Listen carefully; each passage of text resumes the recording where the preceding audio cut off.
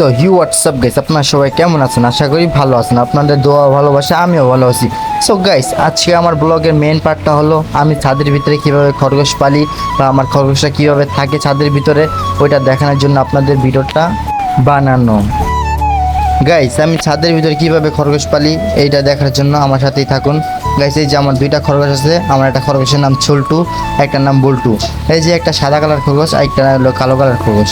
দেন খরগোশগুলো হলো মানে কালো কালার যেটা সেটার নাম হলো ছোল্টু, আর সাদা কালার যেটা সেটার নাম হলো বল্টু।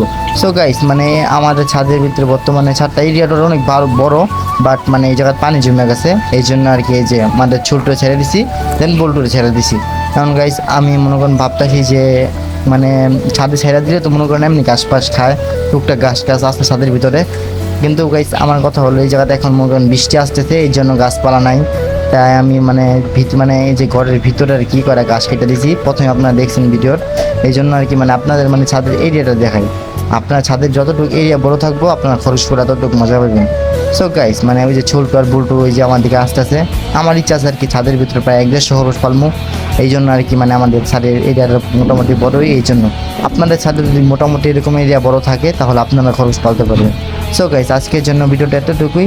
আর ছোল্টু বুল্টুর ভিডিও আরও দেখতে চাইলে আমাদের এই মানে ইউটিউব চ্যানেলটা সাবস্ক্রাইব করে রাখুন, ফেসবুক পেজটা ফলো করে রাখুন, অ্যান্ড ইউটিউবটা ফলো করে রাখুন। সো আজকের জন্য বাই, আল্লাহ হাফেজ।